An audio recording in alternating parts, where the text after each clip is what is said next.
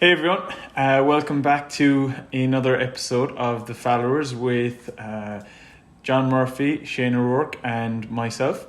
And this is episode 16, I believe. And today we are going to speak with you all about how to program for and work towards max strength, how to test for it, and how to improve upon it. This is probably going to be part one of the two-part series where we'll talk about strength development, power development, and that. But for today's episode, we're going to focus in on max strength and how to maintain it, how to go about reaching it and testing it. So I suppose, Murph, what way will we jump into this? We'll probably start off with looking at a definition of max strength. When I'm looking at this in school, let's say fifth or sixth years, because sometimes there can be differences between max strength and strength endurance and what actually is getting stronger. So the way I usually say it is maximum strength is the heaviest rock that you can pick up. That is a measure of your maximum strength. Whereas strength endurance then is a medium-sized rock. How many times can you pick it up? So oftentimes people say, oh, you just need to do push-ups and sit-up tests to measure your strength. You're not really measuring strength there. It's more your enduring strength or how long you can endure that weight being lifted or whatever it is for a period of time. Whereas maximum strength is a once-off lift at the heaviest weight you can pick up. Some common tests that are used in gyms or during at various stages when you're testing by any teams would be a 1 rep max bench press for an upper body push, possibly a 1 rep max weighted pull-up to test some pulling strength. Lower body then you can have 1 rep max back squat, front squat, deadlift, trap bar deadlift. They're probably the most common. Sometimes you may see others I've used a few times is a grind squeeze with a blood pressure cuff. Just see where grind strength is at. It can be a decent predictor of injury. They'd be the main ones that I've used. Shane, have you used anything else with teams or seen anything else being used? No, I think that's it for kind of overall strength. There's not an awful lot of tests because I suppose it's the simplest test you can do, really. It's what's the heaviest thing you can lift once, kind of full out, what's the heaviest thing you can lift. Like, it's as simple as that, really. So it's an easy enough one to test for. It's just making sure, I suppose with teams, it's just making sure, like you said, making sure they understand what max strength actually is trying to achieve. So I don't care how many reps you can do of a certain weight, you're looking to see what you can do for one. So it's how much weight you can move in a singular movement or in a singular motion.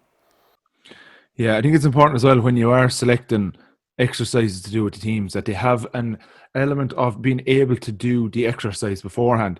If you go into a group that haven't squatted before and say, okay, we're working up to 1 rep max back squat, you're not really measuring strength. It's often going to be a level of capability in the squat. If they're not good at squatting, that's going to have a ceiling effect on how heavy they can squat. There's also a huge injury risk there. Personally, I never back squat GA athletes anyway because there's just too many little things that can go wrong. I'll generally focus on a front squat, and I'm even cautious around testing the 1 rep max front squat. I'll generally focus on trap bar deadlift because it's hard enough to mess up. Like, some lads will, but it's generally hard to mess up. It also gives a better indication of overall strength, and there's much less of a technique emphasis. If some players are quite competent at the front squat, I will look to push a 1 rep max there, but it's wait till they're like reasonably experienced. Whereas a 1 rep max back squat is only something I've used that has a specific need to back squat, whether it be as a power lifter or a weightlifter or something like that. Same bench press. If they're hurlers, I generally don't barbell bench press anyway. I think there's too many shoulder issues there. But if looking for an upper body strength test, bench press is the obvious go-to because it's that bit safer than kind of a standing shoulder press. There's potential cheating there. There's a few things that can go wrong as well.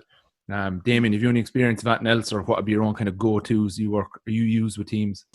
No, I'm very much along the same lines there as you. I suppose with the majority of my S&C work being in rugby, I take a little bit more of an aggressive approach, I guess, than you would maybe with your GA athletes who may not have the same experience under the belt from a lifting perspective. So I do include the back squat. No, I do.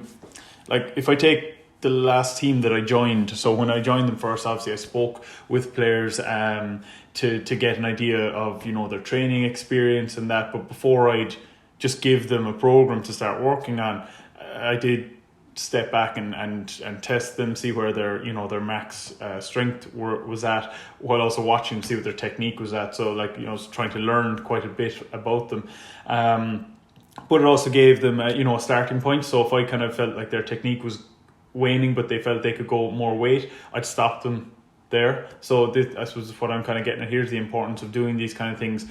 If you're, I suppose, if you're doing it for a sports team, then you're doing it with a coach watching you. I think is massively important, because I do come across people, you know, trying to test themselves, and especially guys even in GA and rugby who might test their own strength randomly, you know, and if when there isn't somebody there watching it, say, you know, they can pick up bits of injuries. So I do try to just hammer home that point that if you are looking to test your max strength in any of those areas, squat, deadlift, trap bar, front squat, bench press, whatever it may be, to just make sure that there is somebody there, that there is some form of a coach there to see what you're doing, because there's a big difference between, you know, say if we take a squat there, you know, getting the weight up and safely squatting for 1 rep max. Like there's some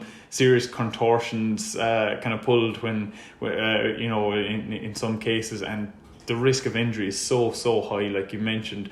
Granted, I know with, say, barbell bench press, and like you mentioned, you know, programming that in for a lot of athletes, you know, it can be a good idea to pull back from it a little bit, you know, for building max strength, because of the shoulder issues that can come about from it. But from a test perspective, everyone, guys do like, especially guys, they do like to have that measure. You know, it seems to be the measuring contest that goes on is, what do you bench? It's almost like an international unit. But yeah, so guys still like to do it. They still like to focus in on that. So like, but the injury risk is so much lower doing a max bench rather than doing, say, a max squat or a straight bar deadlift as well. Just that there are a lot of focuses or issues there that could arise. But yeah, so I would kind of approach things from I normally include for back squat 1 rep max or heaviest 1 rep pull up, barbell bench press, and I do give lads the option of jumping either between a trap bar, deadlift, and a straight bar. I have come across a few people who rather the straight bar, that they don't feel as comfortable in the trap bar, they don't feel as powerful in it. So I kind of leave the athlete decide that themselves, and then we just make sure that we repeat that we're not, you know, retesting with you know, straight bar the next time if they use a trap bar the first time, that kind of stuff. But yeah, that's my general approach to strength. That's interesting to give them the choice between trap bar and normal bar, depending on what background they've come from, because it is a more valid test to measure what they generally do. And I'm going to guess then in the program, would you give them a choice between whether to do trap bar deadlift or normal deadlift going forward, or is there, do you work off different?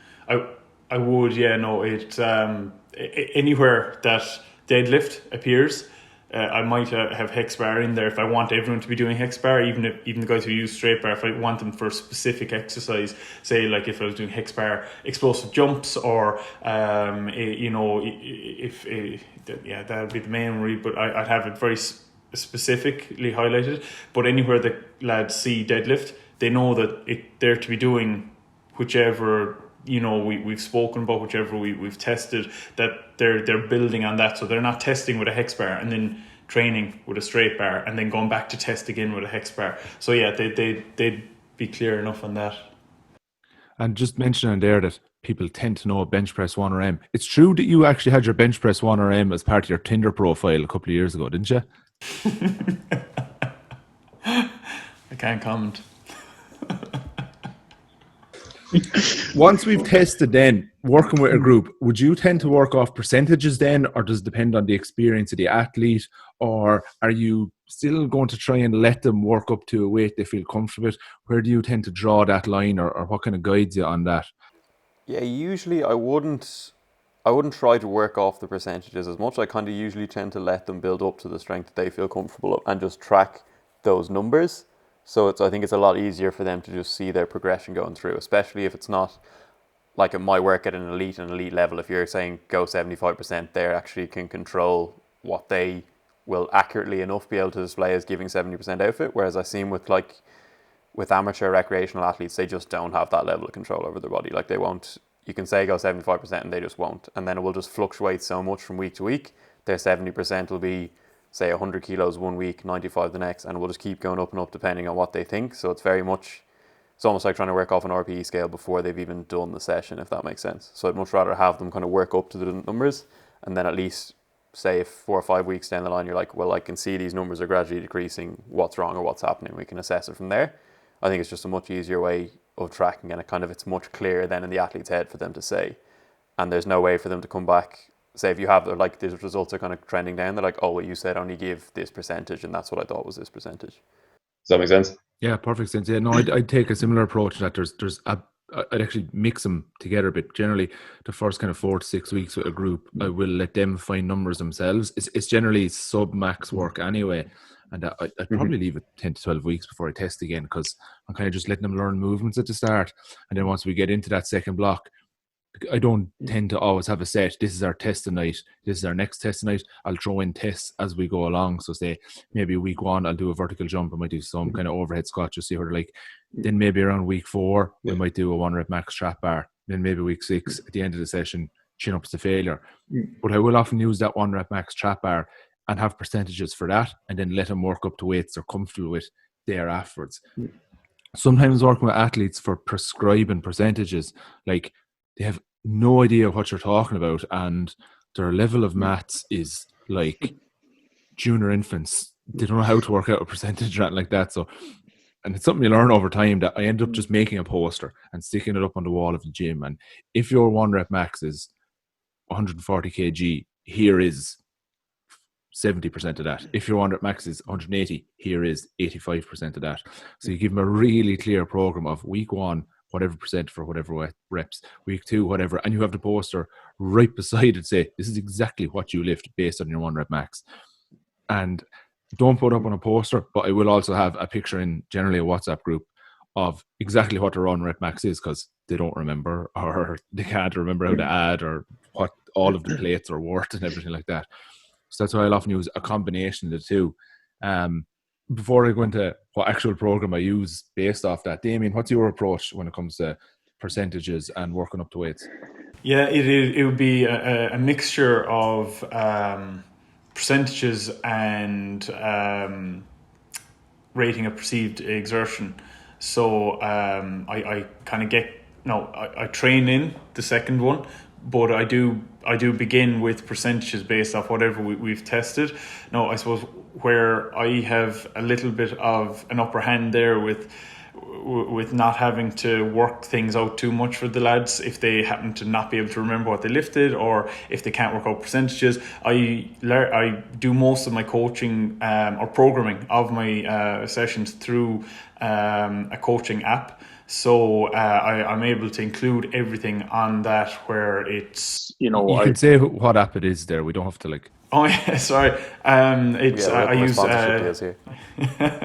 I'd be surprised if they if they gave it, but Train Heroic is the app that I use. I find it very handy because it just stores all your lifts, stores your progression in a team setting. It's very handy because I'm able to set like challenges, for weights in certain groups. So I can group, say, if I take my front rows in rugby there, and I want them pushing a certain weight, I want them getting to a certain degree of strength, that they're able to compare among where they are in, say, if there happens to be 6 of the lads on the panel, like they can see if they're, you know, listing them, if they're coming in at number 6 and need to work a bit more, if they're at the top, and you know, or wherever they may be. But it also allows me to you know, to put in the notes of what I want them to do. So if I'm looking for them to do, you know, 75% of their 1 rep max, they have access to their 1 rep max there. They also have a breakdown of like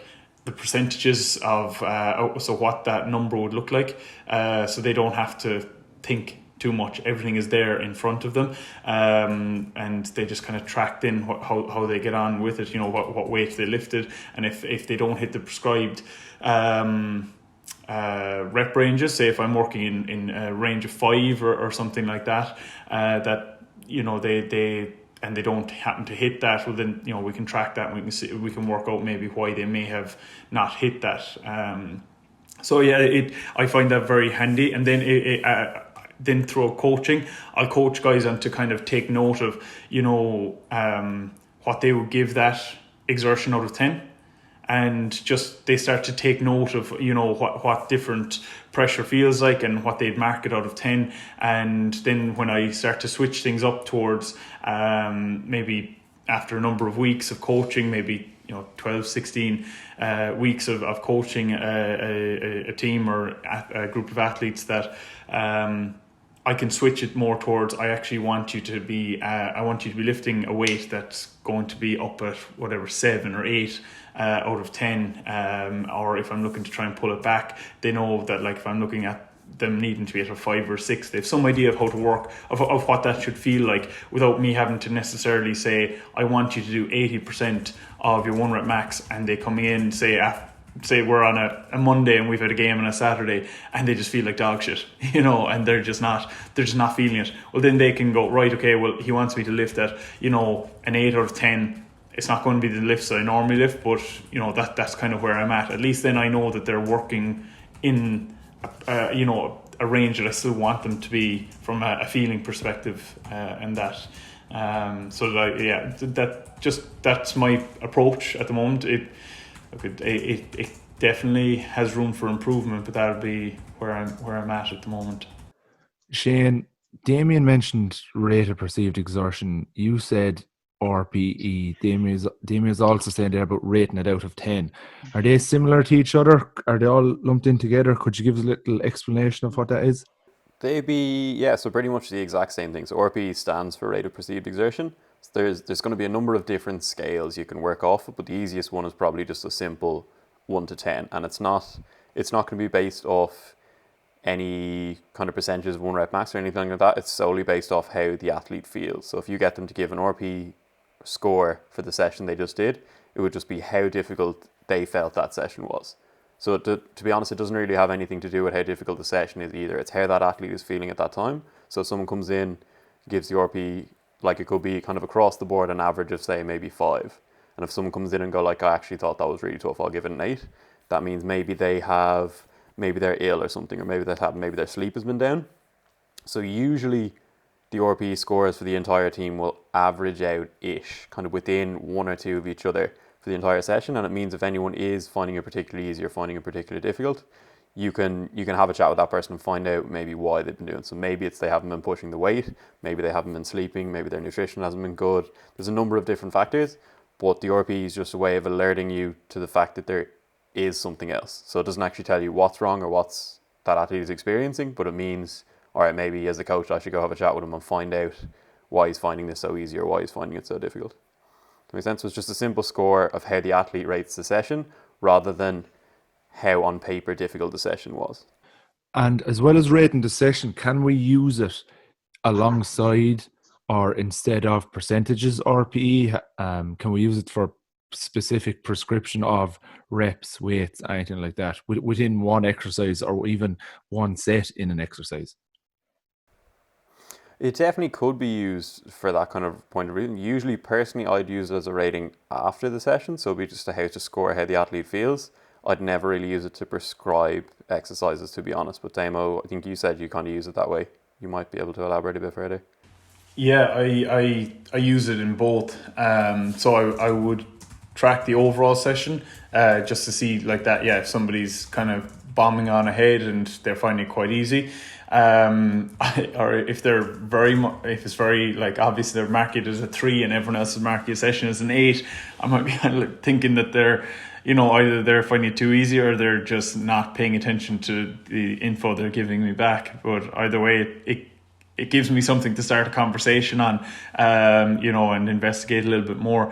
But yeah, I do use it for certain exercises, as well as it would be largely around compound lifts, that your trap bar deadlift, your squat, and your bench press. So I don't really use it for anything else bar, I think the only other thing that I put it in for was a plank circuit that I would put the lads through, ranging from 2 to 3 minutes across the season. So early on in the season it's closer to 2 minutes, and as the season goes on it's up closer to 3 minutes.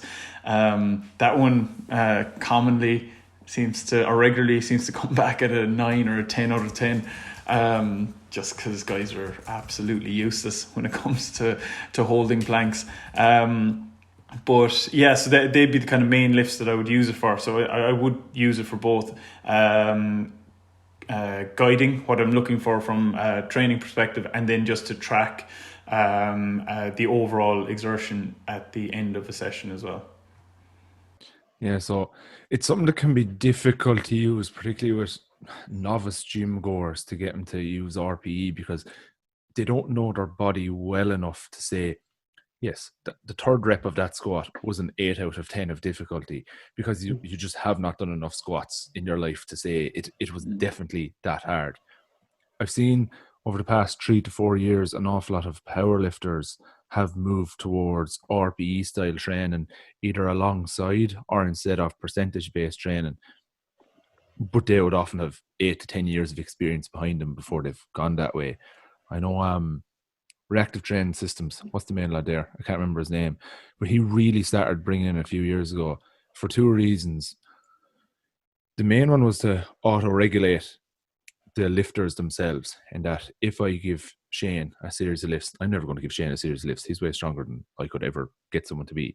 But if I were to, and I say, I want you to do this lift, do 5 sets of 5 at 75%, and he does them, if he's had a terrible night's sleep, he's feeling a bit sick, and his dog has a sore leg, he's really stressed out about all those. So 5 sets of 5 at 75% could be really, really tough on him, and could take too much out of him and impact his recovery over the next few days. Whereas if he's had a great night's sleep, he's had a few easy days in work and things are just going well, 5 sets of 5 at 75% could just not take anything out of him, and he's not getting a stimulus from that. So by adding in the RP, and I say, Shane, I want you to work up to an 8 out of 10 and make sure the last set of each of those 5 sets, or the last rep on each of those 5 sets of 5 feels like an 8 out of 10.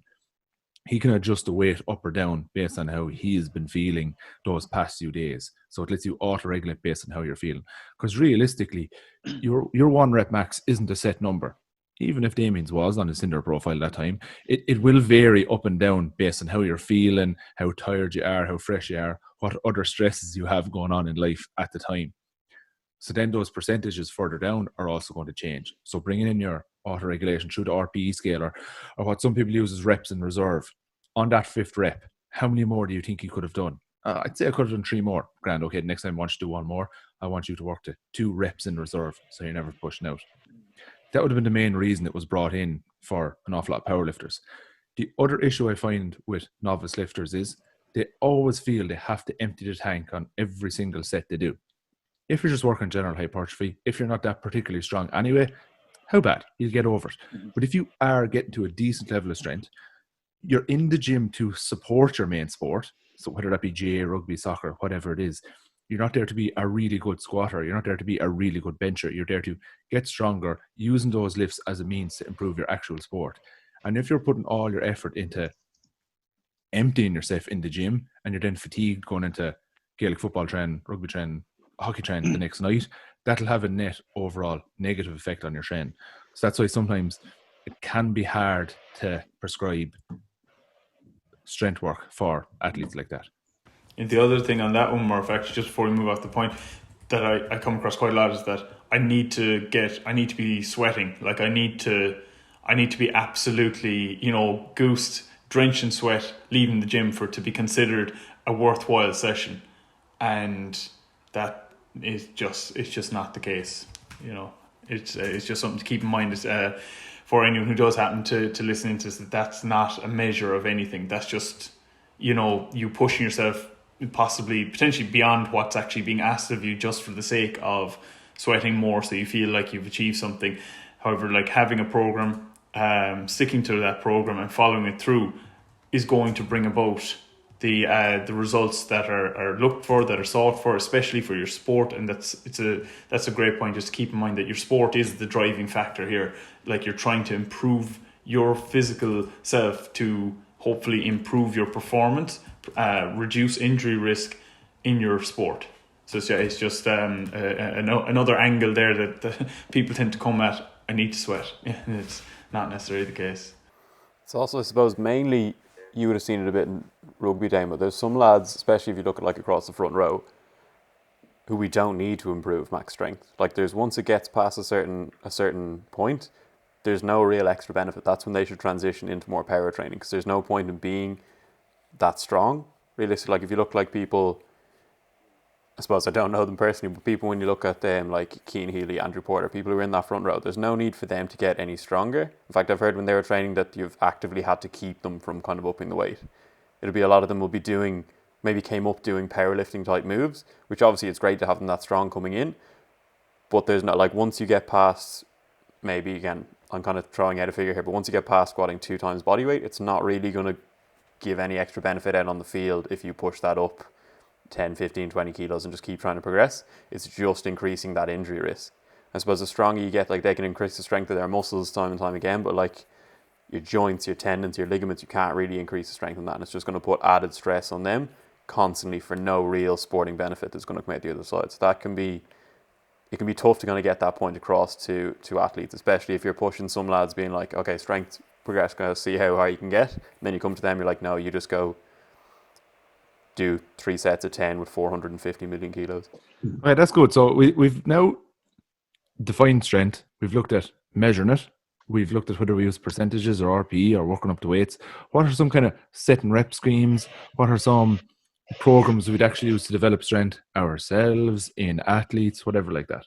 I know I'd have you starting out, and compared to you two, I obviously have quite poor levels of strength, but I'm a lot stronger than I used to be. And one of the ones I found very useful, and I get some hate, particularly by the barbell medicine lads. I don't know what their issue is with it, but I found Jim Wendler's 531 program really good for just following a program off a few percentages that gave you a little bit of wiggle room to do some stuff you liked. I've also followed some of Travis Mash's work in the past. Most of my influencing would have been from powerlifting programs. I looked at some of Boris Shako's stuff from Russia.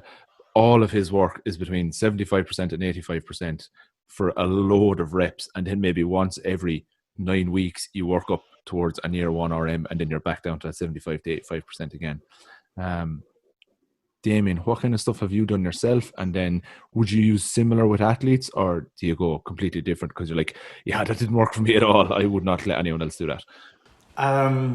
Yeah, it's interesting you asked that. I was only thinking about it during the week a little, just looking back over my last few years of training, and I do actually treat myself quite a bit like a little bit of a test dummy.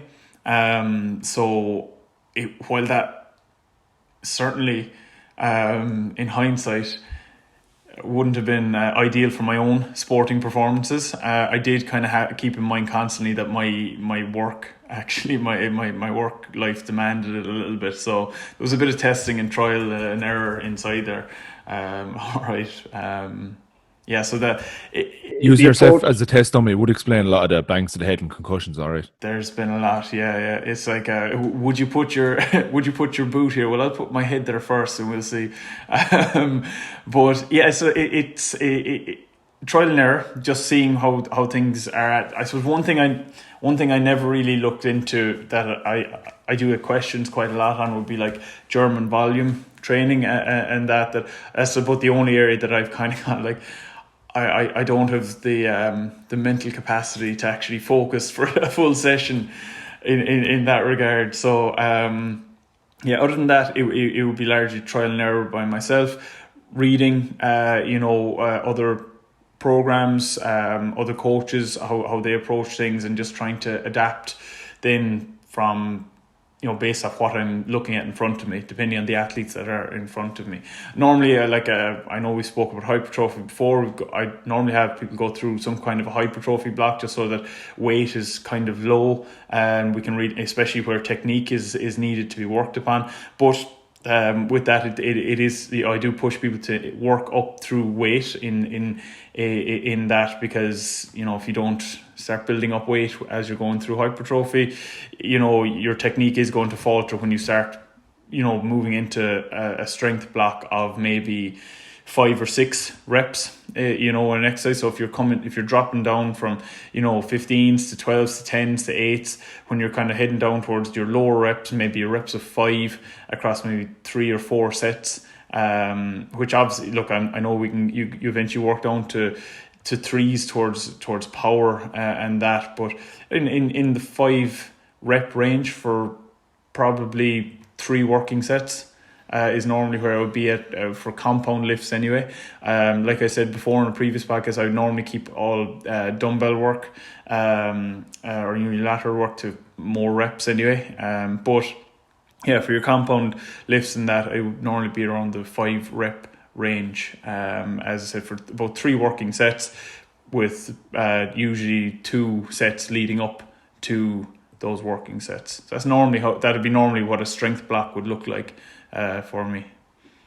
And in a typical strength session, would you focus all your exercises on strength, or would you maybe do a couple of strength focused exercises at the start, then go to the unilateral dumbbell stuff for higher reps later, or do you keep on separate days, or what's your preference? Well, I've been applying kind of full body workouts on a lot of days, so that it's largely because of having teams on the field, on a Tuesday and Thursday, and then a game on a Saturday. I don't particularly want to have them bang out a leg session on a Monday and then not be able to walk on Tuesday, not mind run on the field. So I kind of keep full body workouts there. And normally the first 2 exercises of a session for me is to get guys moving, get guys working towards the main lift, and often the third exercise then will be the likes of your squat, the likes of your deadlift, the likes of your bench press or your overhead press, which I would consider to be my main lifts in a session. So I'd normally have maybe 2 exercises. Say if we've a squat day or a squat big kind of squat session planned, I might have some goblet squats superset with some single leg RDLs or something like that, so that everything is kind of moving, everything is firing before they get into working up through the weight with the barbell for your squats there. So that's generally how I approach a session. And then I build after that. I build on, I said, I do full body workouts. So you could have squats with pull-ups and a bit of back work there on a given day. So there mightn't be there mightn't be a big heavy lift afterwards, but there's still a good volume of work after it. And Shane, you're a man with particularly large muscles. It's quite obvious you've never done a set for less than 8 reps. But when you're working with some of those rugby guys, what do you get them doing? Yeah, it's weird, because like Damon was saying there, he uses himself as a test dummy. I'm probably like the complete opposite, because usually I'll be working for I'm in no way athletically gifted or prone to athletic endeavours, so I will stay as kind of, Abercrombie muscles rather than actual functioning rugby muscles. So again, similar kind of approach to Damo. I keep a lot of that strength work. I'd also kind of program in whole body sessions, but again, you'd have your compound or stronger lifts at the beginning of the workout, and then towards the end of the workout, I'd nearly tend to, obviously the volume's going to increase, but at some stages I even let the lads pick the exercises they want to do there, because again, it gives them kind of like an element like they're involved in the programming. But again, it will just be like, okay, we can pick a tricep exercise or a bicep exercise, and that's when they're going to add the volume. And I find if they pick it themselves, there's more of an element of competition coming through, because again, it's the end of the session, so they've done predominantly all of their kind of strength work, or the work that's going to lead to, it's just going to gain them the advantage.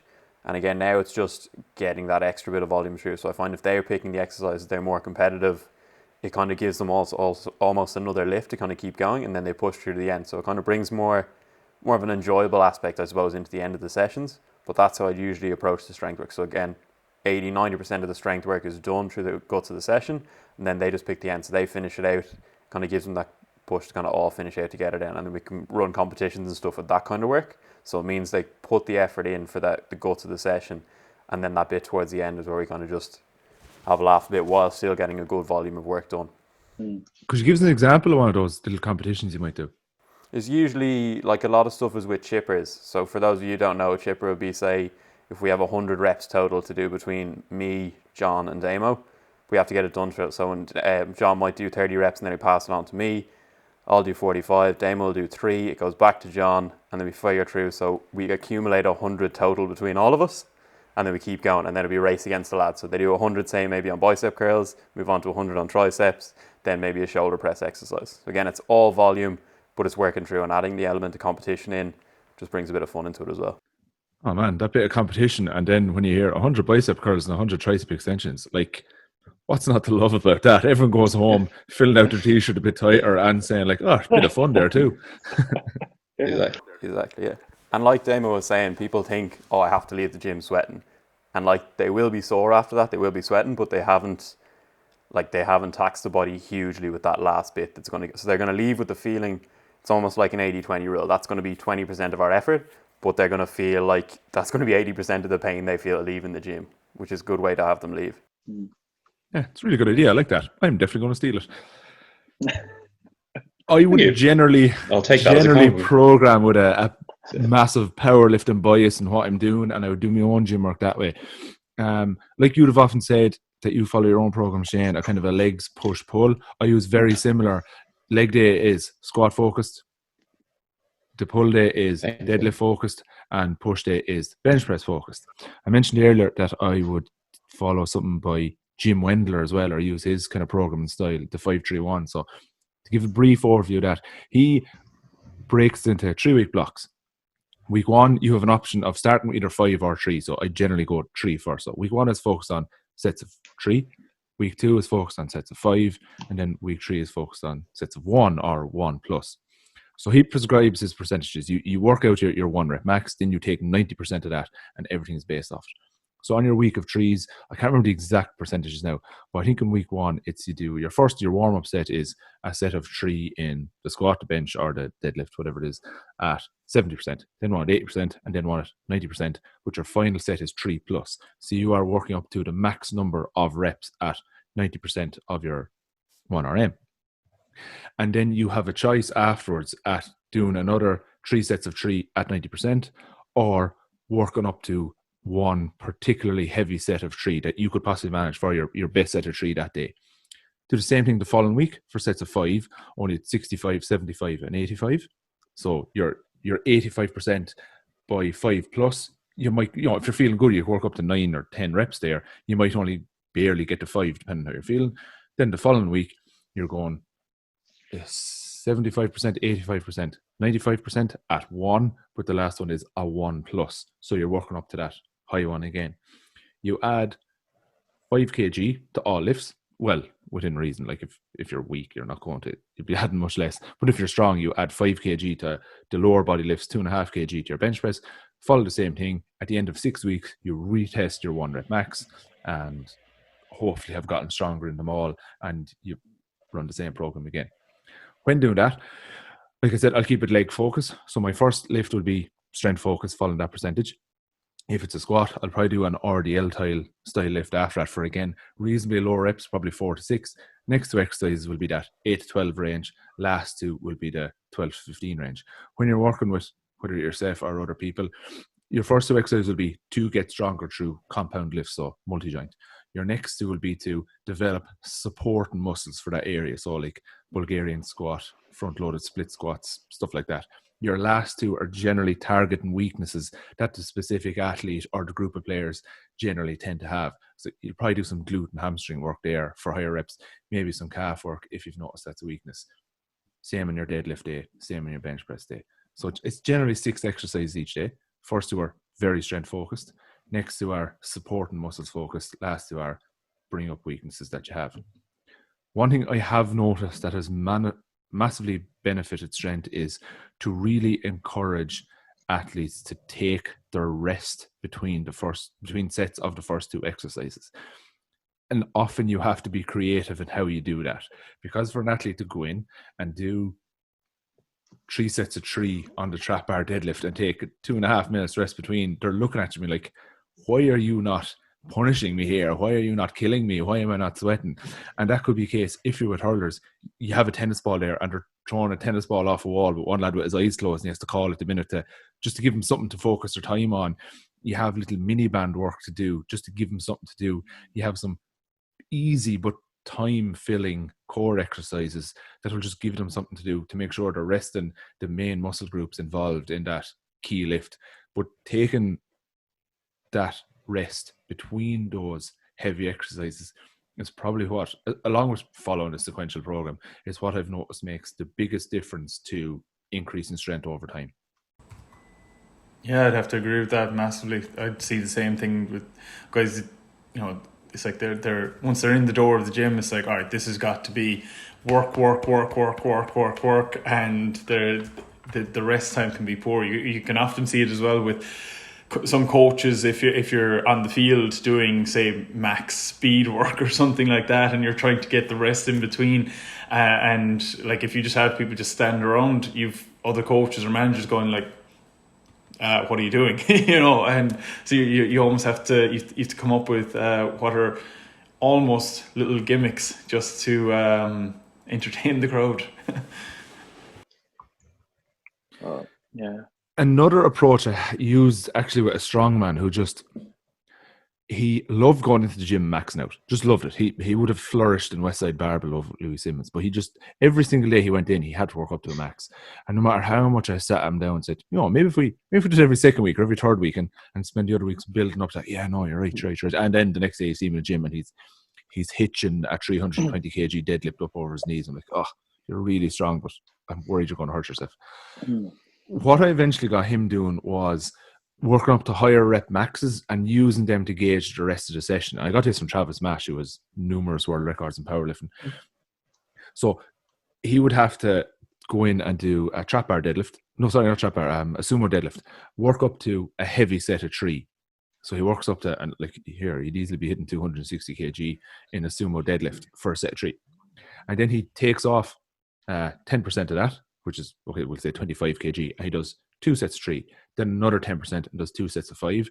And that was the best way to let him hit something heavy, but still get in a decent volume of work. And for people who do like to hit that heavy lift each day, still get in a decent volume and develop strength, that's one I've found quite useful. And there's still an element of auto-regulation there, in that you can go back the next day and hit another set of 3. If you're feeling really fresh, you might hit 270, 275, but if you're particularly tired, just cap it at 240 and base all your work and sets as you go along through the session off that number you hit today then as well. You can also easily alter that. Instead of always working up to a heavy set of 3, work up to a heavy single, work up to a heavy set of 5, whatever it may be for the day, just to give an element of variability there too across the reps.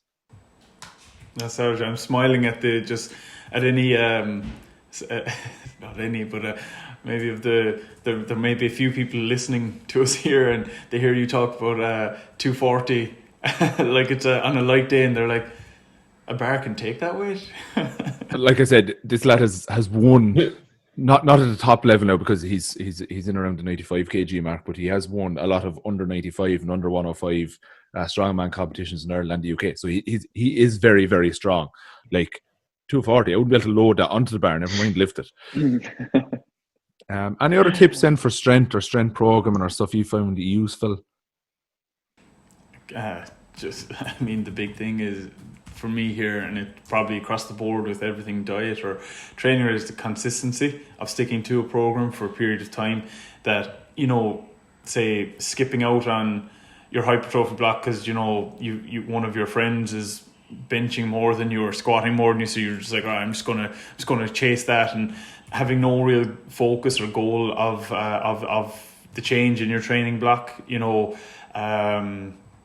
It's just important to just stay consistent with a program and follow it along so that you can step through progressions and actually make improvements as you go. So when you are trying to work up towards max strength building, that you do follow a progression. You don't just walk into the gym and go, right, well, like or N equals 1 example there of your strongman. Like, you're not just going in and just trying to lift as heavy as you possibly can every day and hoping that that's going to result in you lifting heavier, because you won't get the results that you're looking for in the time that you probably would have if you'd followed programs along and then regrouped and followed them again. So a bit of consistency with following a set program is so important, because a lot of people do just wing it a little bit. And patience along with that consistency, that Definitely. at the outset you can make massive jumps in strength, whereas if you give it 18 months of dedicated training, your strength increases become so slow that, like, you really appreciate a 2.5 kg PR is massive once you get to that level of consistency. So some patience along with the consistency is really important. Shane, have you any top tips there? Also, one that kind of seems simple enough, but I've seen so many people not do it, is get proficient in your testing method. So if you know you test doing back squats, don't try build up your strength with solely maybe safety bar squats or leg press or deadlifts when you know you're going to be measured at a squat. Because if you're not squatting consistently, you're not going to have kind of the mind muscle connection to actually get a heavy squat. Or the same if you've only ever really squatted for reps of 12, you're not going to have it's not the same feeling squatting for 1 as it is for 12. Like, you have to be proficient in the movement before you're going to be able to max out at that movement. So make sure it's something that you're doing regularly and you've had a coach check that you have good form doing it. Yeah, no, really good. One final point I'd make is I have often noticed differences in strength progressions between lower and upper body based on the lift particularly, but squat and deadlift, if I go more than twice a week, I find I just get really, really tired from it. And even doing that, if you squat and deadlift on different days, you're probably getting enough out of that. Whereas if you want to really increase upper body, if you want to get that big bench, I found that volume is the key. And if that means benching 3 to 4 times a week, that's the big one for increasing bench. Whereas for squat and deadlift, it's focusing on the intensity and taking your rest throughout the week. I'm assuming because it just has way more of a load and demand on the central nervous system. So I wouldn't program the exact same for both of those. You would push volume more for bench, but intensity more for squat and deadlift. And they're much larger muscle groups too, moving much larger weight. Sorry, just kind of on Murph was saying that if you're looking to increase your strength in one of them, you're probably not going to be able to make exponential gains in all 3 at once. Like as Murph said, it's going to be volume is the key for a bigger bench press. So you're not going to be able to get the reps in with deadlift or squat as well as that. So you're going to have to maybe pick one to focus on or expect a much slower progression through, especially the bench, because you're not going to be able to get that volume that you need to really increase it. But just, setting realistic goals, I suppose. Yeah, and if you are looking to see which one you should focus on, if your squat and bench press are quite close to each other, you need to improve your squat. Also, actually, I meant to say it earlier, when Damo said that he usually does a pull exercise as well, so a way to pull-ups, that's so important, especially with lads who are coming out of school, because I find, as Damo was saying, like all the attention is going to be on the bench press, that if you have a huge deficiency comparing your push or your bench press numbers to what you can pull, it's going to lead to a lot of issues down the road. So a lot of the time there is a case where people, obviously their bench press probably could get better, but not before they increase the strength in their back or the strength through their lat. So it's important that you have to be balanced. There's no point in walking around with a giant big chest and like someone can just push you over quite easily. Again, you're going to have to, your sporting performance should always be the key in the end of the day. So bench press, while it is the sexy number, it's probably not the least important, but it's definitely down the pecking order below deadlifts and squats. No pun intended. Pecking order for your bench. I actually notice when you get better at benching as well, the lats play a big part. So by just getting a stronger back, it does actually increase your bench along with it. Yeah. I have a friend, I went to college, he was in my class in college, but he's S&C with Connacht Rugby, and he has a big rule there. And for every push exercise you do, whether it be bench press, shoulder press, you have to do 2 pulls. Whether that be in double the amount of sets, double the amount of reps, or a bit of both. That's his kind of key rule for just general shoulder health and a bit of balance. Mm-hmm. And your back can take some serious volume too. It really can. Like of every part of your body, it's the one thing that you could really hammer that, and it will recover. You know, it will come back around much quicker than most other parts. Anything else then? Are we happy enough on the 50-minute mark? I would just like to comment on something that you mentioned a while ago, just in case anyone's worrying. Shane's dog's leg is perfectly fine. There's nothing to worry about. Just Murphy never actually commented on that after saying it, so just for anyone who's worried. So next week we'll be back talking about our speed and power development, and we might actually dedicate another episode then to just overall developing a battery of testing for a group, yourself as an individual, to kind of highlight some weaknesses or imbalances or anything like that. Thanks very much.